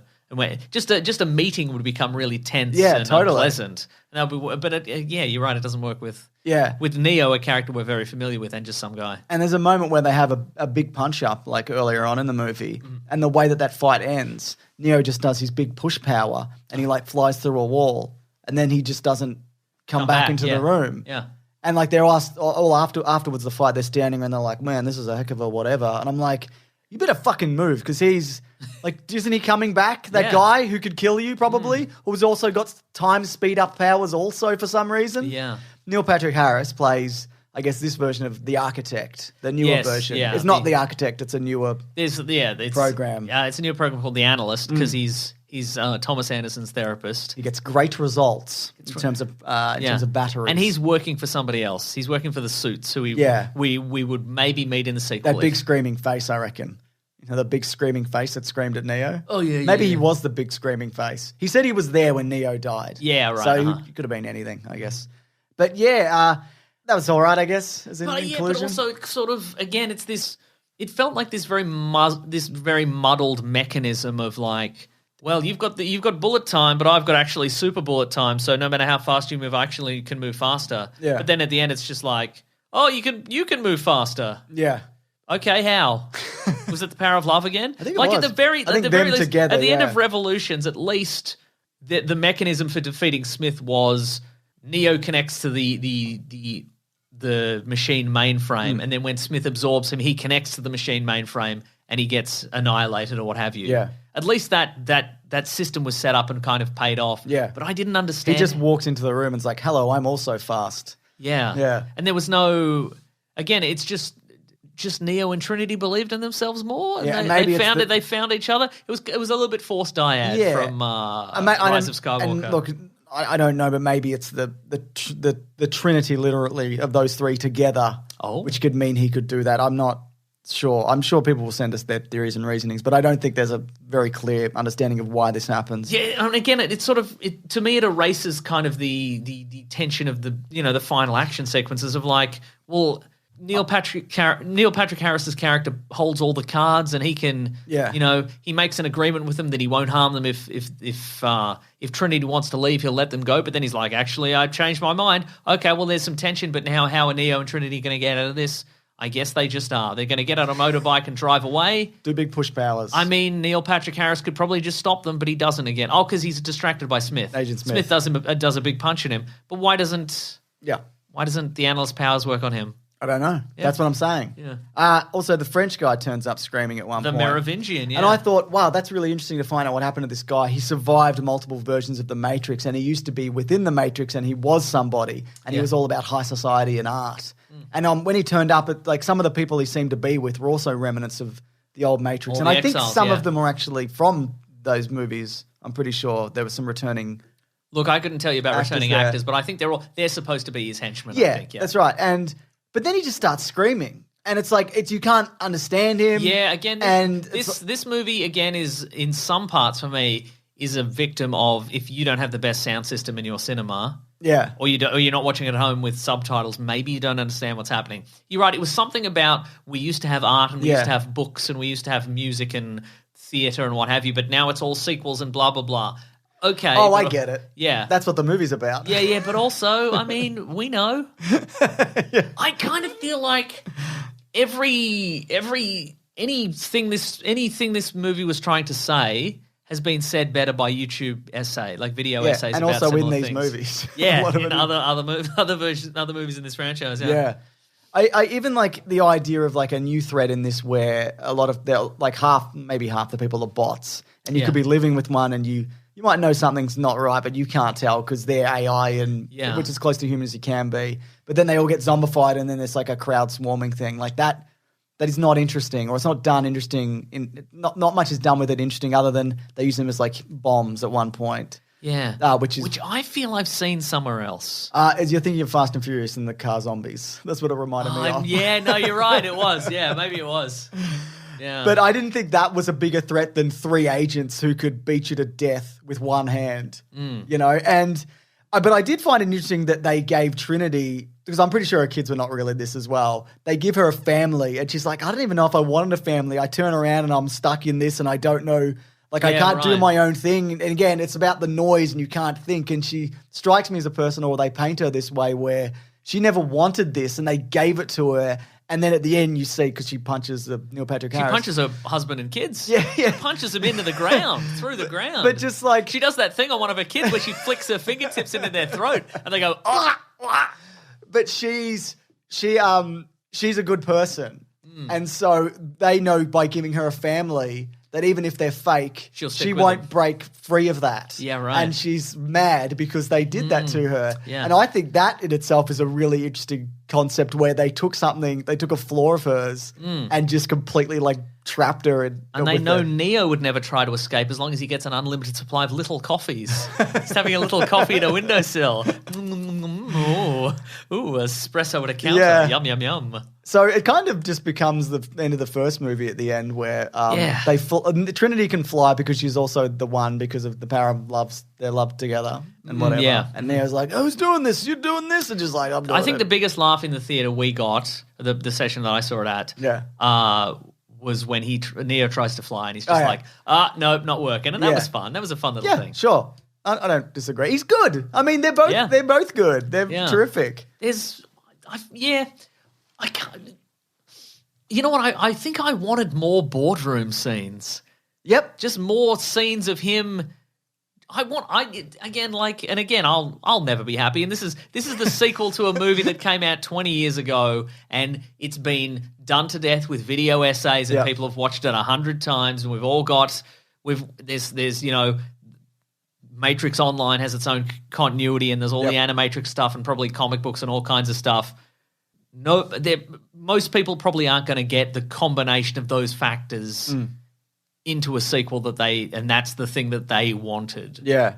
But I kind of would have liked just Keanu Reeves in a room with all these people from different generations talking to him about what they think the Matrix is. I honestly, that's the kind of stuff that I found the most interesting, where he sits down with like Naomi, and you see a very brief flash of her as a little bit older, as how probably old Jada Pinkett Smith is now, and she's watching the machines fight each other. And I'm like, I would love to see that. Like, show me more of that. And she's talking him through how, you didn't do it. It wasn't for nothing. And I appreciated that, because it wasn't like The Force Awakens where it's just like, it's just the same. Like, we're doing the Rebels and the whatever again. Right, She's like, no, look how far we've come. And she's explaining it and you're seeing it. And I'm like, this is genuinely fascinating that they didn't just go, we're staying in Zion. We call it New Zion, Zion 2, and it's the same. And there's a council and fucking whatever.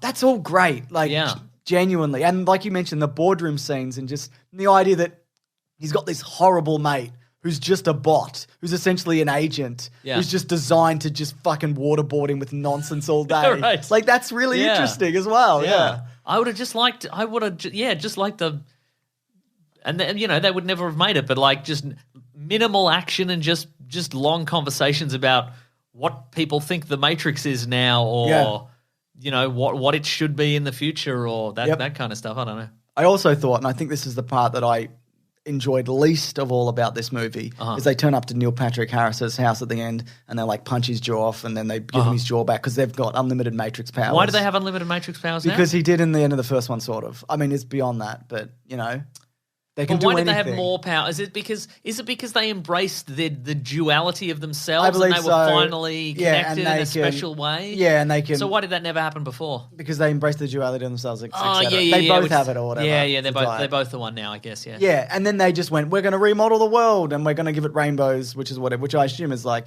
a nod to like a lot of the people who make these movies and what these movies have become, to different communities. But then they just fly off, and it's like, that's what happened in the first one. They said, I'm going to show people whatever, and then he flew off. Yes. And I know it's like slightly more advanced because they can do slightly more things, but like, all right, great. Like, you're going to change the whatever Why again. They just defeat him? I don't understand. Why could she cut his throat and I then think it bring was him... because they had more abilities. Don't you think they had more abilities? It's because they had more abilities. They should have spelled that out. They should have been like, we can do this because we have more abilities. Yeah. Neil Patrick Harris. So I got some reviews here, unless you got some other things. No. Look, I have some other rambling thoughts. I'll probably bring them up Please another do. time. But, From David, who says, #Weekly Planet Pod, everything with Neo and Trinity equals good, everything else equals bad. C-Ray says, Merovingian subtitles. That's it. Yep, agreed. And Benson Maid says, go see West Side Story if you get the chance. Unlike Matrix 4, it's easy to follow the plot. However, Sophie Arista sings a great rendition of Wake Up. Yeah, that's the end song. They flip it. So she's in a band called Brass Against, which there is a video of her on stage on like a live show, and she is pissing on someone. So don't. Oh, that's not great, is it? Don't Google that. Don't Twitter that. Wait, are they cool with it, or are they? Yeah, no, I think so. Yeah. Okay. I don't know the context of it. Maybe a series of escalating dares, but maybe. Yeah. Wow, there you go. They didn't put that in the credits. What else? God, this movie. Worth a watch, I guess. Yeah. Maybe we just didn't get it. But the things about it that I didn't like were not things you need to get. Yeah, it's like the whatever action and whatever. That's like I love the concepts of this. Genuinely. Yeah. Maybe it's too woke. It is. But again, I don't think anybody who like... No, I don't think... Is anyone complaining about that? Probably. I think they're obviously the standard people who complain about this sort of stuff. Yeah. Or like... There are definitely people out there who are like, I didn't like this, and then people quote tweeting that and being like, yeah, because it's too woke. Yeah. You haven't seen it if you think this is also, too they're woke. all woke. They're all like that. Yeah, they're all... I mean, this was not as... Yeah. There should have been more... Like, I think if you somehow combined Space Jam and this movie, there would be... To me, there would be enough, like... There would be enough satirical content about how an algorithm is creating entertainment these days. The Merovingian dunks on LeBron James. The Merovingian dunks on LeBron James, exactly, yeah. The agents are in. They're on Space Jam, right? Well, maybe this is set within the Space Jam mainframe. God, I hope so.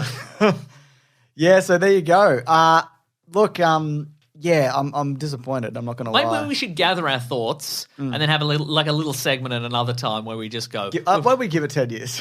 Yeah, let's give it 10 years. We'll see everybody in 10 years. Yeah, I would love to turn around and be like, actually, there's so much about this that I maybe didn't, that I missed the first time around. Yeah, but I think the reason that I've picked up on all the thematic elements of the previous movies, one, because there are some great video essays about it on YouTube, but also because I've watched those movies for great action sequences so many times that eventually the stuff around it has kind of slowly seeped in, whereas this one, nothing really jumps out. Yeah. Also, like we said, they can just escape out of a window or whatever. Could have been worse, though. Could have been in 3D. Could have been in 4D. Wow. No, I'd love that, actually. Smell-o-vision. Smell-o-vision. Anyways, I think that's pretty much it. That's pretty much everything, yeah. Should we move to the next segment of the show? Which is called What We Readin'. Yep. What We Gonna Read. Oh, I should do the theme song. I have not lined that up in any which way or loose. God Damn it, James. People like that about me, though. No, they do. They like my spontaneity. And by that, I mean when I forget to do a thing. They like little songs you do. They do, don't they? Yeah, they like your little songs. I'm doing the thing.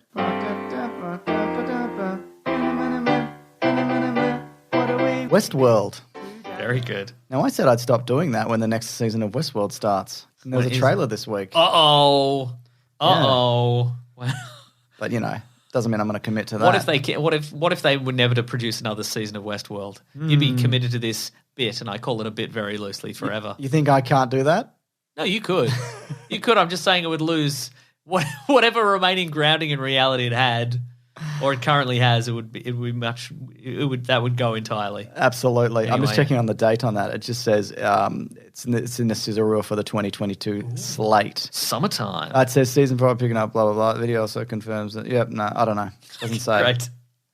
Anyway, sorry, you were saying, Mason. Oh, you know what? I have started listening to a podcast. Wow. I was listening to it on the way here, actually, that is very near and dear to our hearts and hopefully some of our listeners as well. Yeah. It's called Haleywood. Okay. And it is a podcast about the time in the 90s that Bruce Willis tried to buy a town in Idaho. Did he? That's what the podcast is about. But here's the thing. It was recommended to me, and I looked at it, and I'm like, and I went to Spotify. It's on Spotify. It's on iHeartRadio, I think. But I looked at it and I went, oh, this is a joke, obviously. This is a parody. It's sort of an alternate reality narrative where Bruce Willis attempted to buy a town in Idaho. Okay. But he did. That's the twist. Why? It's because it's out of the way. It was because he already had a home in Idaho. Did he want everyone to leave the town? No, I think he wanted he sort of started. I'm only a couple of episodes. It's an 8-episode series. Yeah. And I'm like 2 in. But he already had a home in Idaho. Yeah. And I think other people do. Like Schwarzenegger does and Stallone does, I think. They all, because it's like as far from Hollywood as you can get in terms of nobody cares if you're famous really and etc. Yeah. But it's sort of about, he sort of attempted to buy a bunch of stuff in this town and sort of improve it and all this sort of stuff. But he came up against, the press. Yeah. And this is weird. You're doing a weird thing. Yeah, exactly. And it's he sort of tried to do it a bit in secret and kind of, the press he sort of tried to do it through, some shell companies and the press got wind of it and he got mad at them. And it also sort of charts his, sort of his rise in Hollywood and okay. Oh, so it's early 90s Bruce Willis. Late 80s, early 90s of moonlighting and all this sort of stuff. Yeah. It's sort of, it's thus far it seems to be parallel narratives of what he's doing in Idaho, but also what sort of led him to hate the press and hate the Hollywood life and all this sort of stuff. And it's sort of... I think if you're trying to buy a town, people are allowed to ask questions. I think they are too, yeah. I think that's absolutely in episode 2, he buys a building and he puts a sort of... just sort of a business center or like a shopping area building. Yeah. And he leases it out to a jeweler and a furniture store and all this sort of stuff. But it also happens to be the building that the local newspaper is in that broke the stories that he was trying to buy stuff in Idaho. And then when they went to get their lease renewed, he's like, nah. So oh my God. Yeah. Wow. Normal stuff. Normal stuff from a normal stuff man. from Bruno. That's right.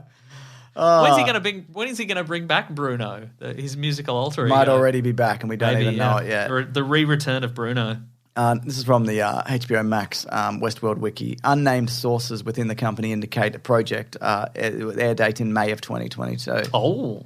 Think of that. Make of that what you will. I know. I just finished now. I'm not quite ready to talk about it, but Don't Look Up, which is That didn't stop you from talking about the Matrix Resurrections. It didn't stop me. No, I saw that on Tuesday or Monday. I can't. Monday, I think. So I've had a week to sit on it and go, oh yeah. But what was I going to say? So I watched Don't Look Up, which is Adam McKay's. Adam McKay, and Netflix. It's got DiCaprio and various other. Yeah. Who else is Jennifer in it? Lawrence is in it. Yeah. What's his name from Dune is in it. Oh. Meryl Streep's in it. The other guys in it. And it's about an asteroid that's going to crash into Earth, but a lot of people are it's a parallel for climate change and COVID and whatever. I fucking loved it. I thought it was terrific. I'd heard kind of it's all right and whatever. And but I just thought it was it's very darkly funny, and a lot of the characters are obvious, very thinly veiled. Yeah, you get a very thinly veiled version of Mark Zuckerberg in this, played by Mike Rylance, who's a version of the Apple CEO and it's just like I found it very funny and also like a lot of it felt real. Like there's a lot of lunacy in it. Yeah, right. But it did feel like, oh yeah, the world is run by corporate sociopaths. And if this happened, this is not like out of all the way that this plays out is not out of the question. Because the title, the premise of the title is Don't Look Up. Is that a spoiler? Is that not really? It's just kind of like there's people who don't believe the asteroid's coming, or that they believe it, and it's good. It's good for the economy for various reasons, and it's just like okay, I should definitely check that. Yeah, out. I can't recommend it enough. And look, it's not particularly subtle. You won't be like, oh, what's this trying to say? It's very obvious, but I just think there's a couple of moments where I genuinely laughed out loud. There's a moment where, I won't spoil who, but a particular Avenger shows up for a very brief cameo, which I thought was very funny and felt very like Matthew McConaughey's just like, why don't we all meet in the middle? And it's like, it's a fucking asteroid. Like, there's no middle when an asteroid has got to hit the Earth, you know what I mean? And I thought it was terrific. I think a good metaphor for climate change is very similar of like, you're in a car with a bunch of people and the steering wheel's broken and it's driving towards a cliff. And you're like, you should hit the brakes. And somebody's like, let's tap the brakes. I mean, we're still going over the cliff, aren't we? Yeah, that's right, yeah. Also, I'll probably talk about that more on Suggestible, which the final episode is also this week. Nice. Where we do our wrap-up for the year of stuff that's not like big box office noise. This is what we do here. Yeah. But I was going to watch Jupiter Ascending, but I didn't get around to it. Sure, maybe you should. But I also, I got my son for Christmas, because it's been Christmas here. It's been Christmas? A number of things, but Sonic, it's been Christmas most places, Team Sonic Racing. Because you were looking for a kind of... Yeah, like it's basically Mario Kart, but it's not as good. Like it's not, great. It doesn't control as well. But your son hasn't been well-behaved enough to get Mario Kart. No, we have Mario Kart. Yeah. We played it to death. But it's still fun. It's a fun kart racer, and, you pick the different characters and whatever. I also got, for myself, as a KK gift, I got Sonic Colors, which a few people recommended as a Sonic game to get, which is a mixture of like 2D and 3D. And it may not be the best. A lot of people recommended Sonic Mania, which is more like the original ones, but I already have that. So yeah, I've been playing I haven't played Sonic Colors yet, but Team Sonic Racing. James. My son and I have been playing. It's good. Snake Eyes. We forgot to talk about Snake Eyes. Oh my God, Mason. Can we squeeze it in? I don't think we can. Before the end of next week. Can we do a special episode? Oh, midweek episode of Snake Eyes. Yeah, we can do that probably. Unless either of us gets busy. Yeah, and obviously it's a pretty big week as is, coming up to the end of the year. But keep your eyes on that feed. That's right. And, keep those snake eyes on that feed. Your two slithery eyes. Yeah. Wow, that's interesting. All you snake guys out there, snake guys and gals, snake gals. I got so many opinions. Steven Snake Gals. Oh, good stuff. Anyways, what's the next segment of the show? Next segment's letters, so I'm going to play there's a great payoff joke in the post-credits. Oh. Of like, there's two post-credits and no, Don't Look Up. The second one is a really good payoff, I felt. Yeah. Anyways, go on. We didn't talk about the Matrix Resurrections post-credits, but we don't need to because it's I didn't stay. Yeah, I heard there was one and I just went, nah. Anyway, let's do letters. Yep. The classic one was letters, oh letters, we love you.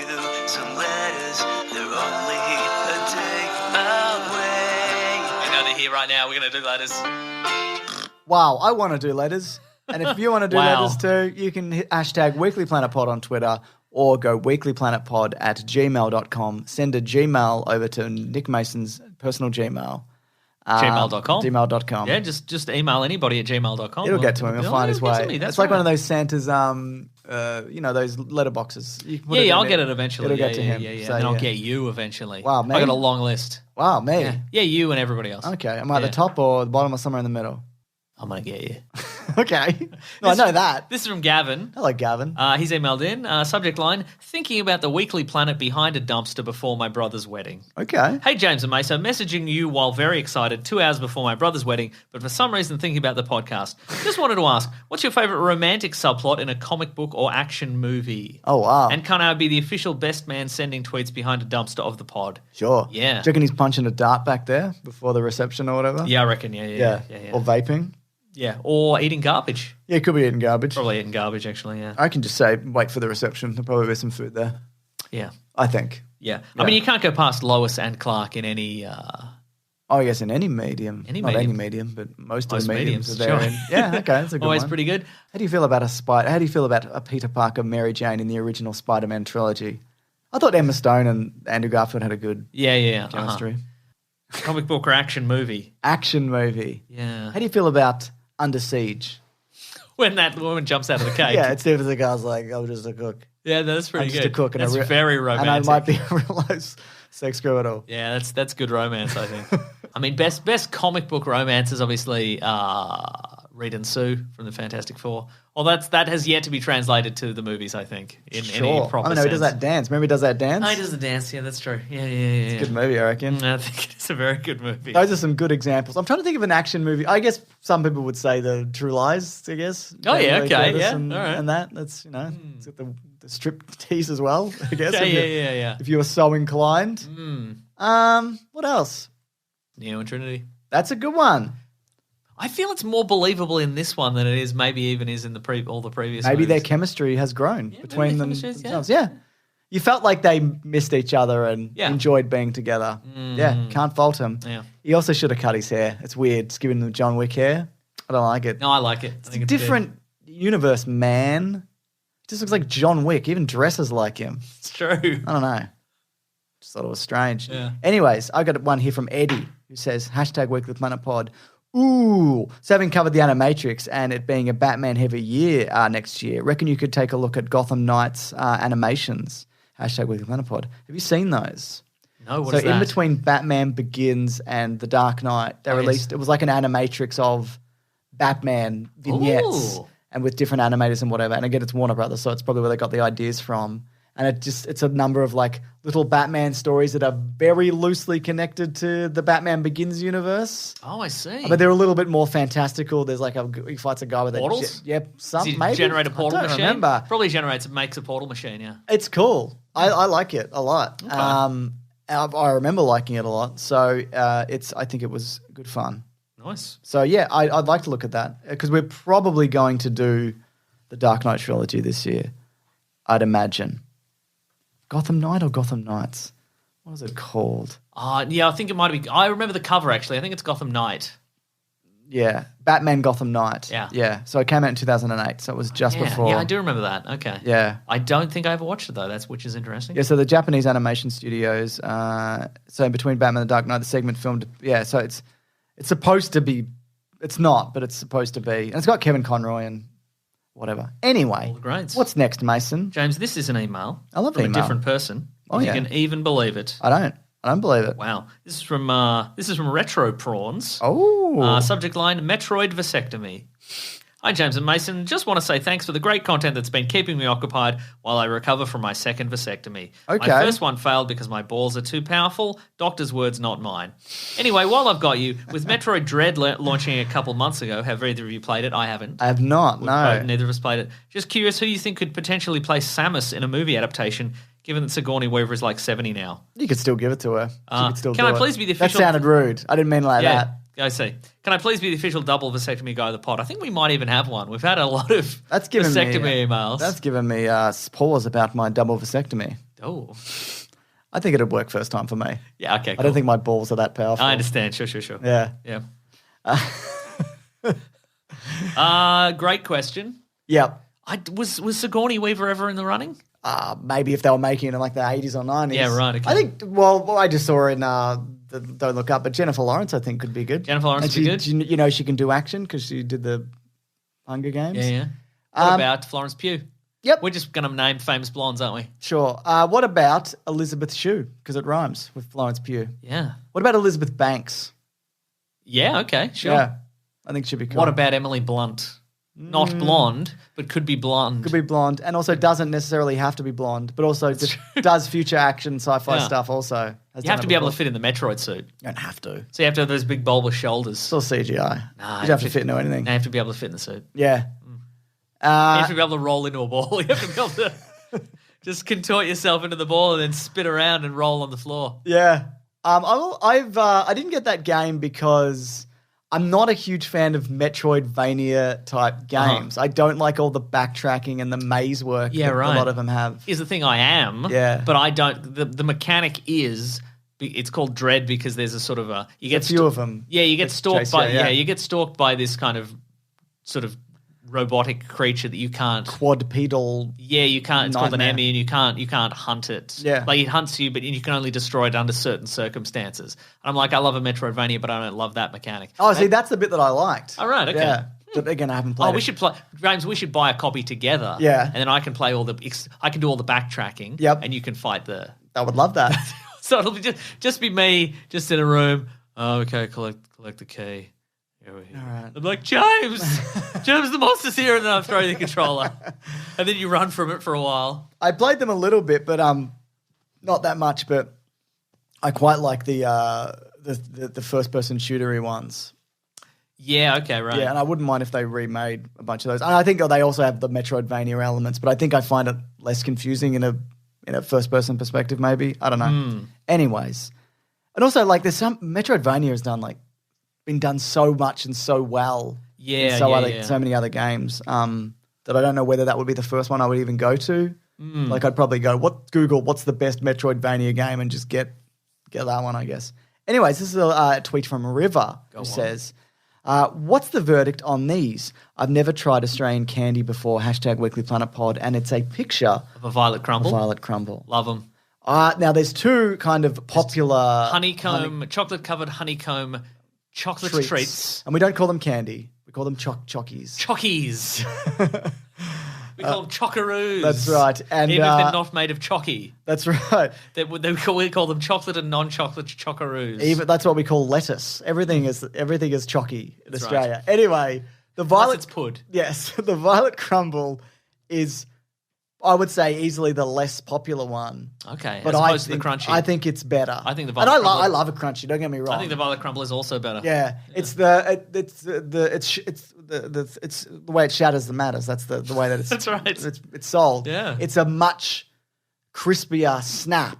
And the other one is like a softer honeycomb. Again, I think they're both good. In fact, the crunchy is more of a crumble, if you ask me. It crumbles more when you think about it. Wow. We're in the Matrix, James. Because they didn't know how to make a crunchy or a violet crumble. They switched them around. In a way, the violet crumble is crunchier. You're right. You're absolutely right. I got to go. Violet crunchy. That's what I should have called it. Yeah. So I hope you let us know. What was it like? What do you think? Yeah. What's next, Here's the thing, though. Yeah. If it's made in America, it might be different. Oh, yeah, okay. Because sometimes they bring it to America, but they change the formula. Yeah, because you wouldn't ship them over, would you? No.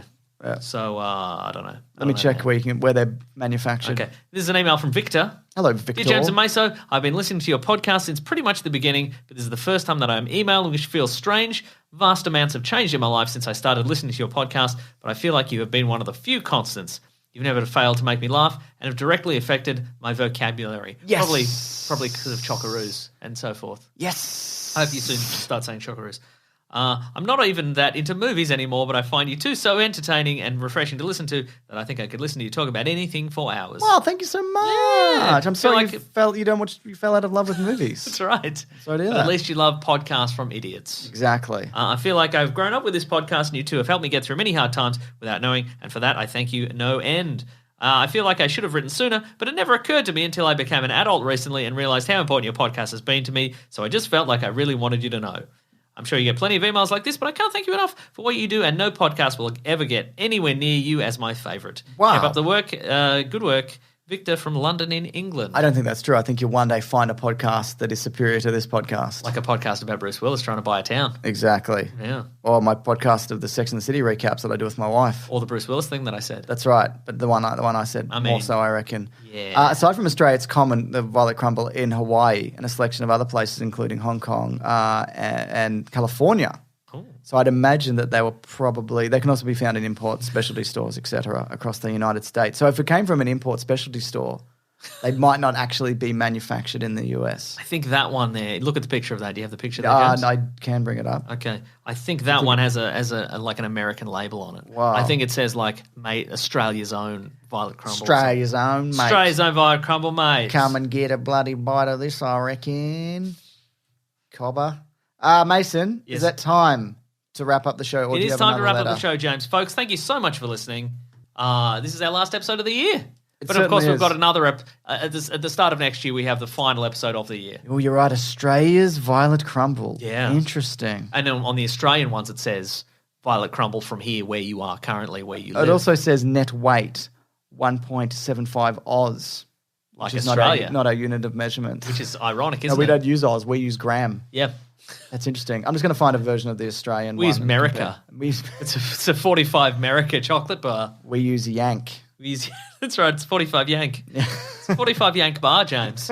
Folks, thank you so much for listening. Thank you for liking the podcast and subscribing to the podcast and telling your friends about the podcast and giving us a nice review on a podcast of the podcast, 5-star review of the podcast, which you can do anywhere now, including apparently Spotify. The Spotify. If you like, I use Spotify. I can't review anybody on Spotify. Now you can. Now you can. I wonder what our rating is currently. Oh, please tell me. 1,000 reviews, 5.0. Fuck yes. Look at that. Pretty good, right? You can just. How do you rate this show? I rate it good, I reckon. I don't want to mess with the algorithm.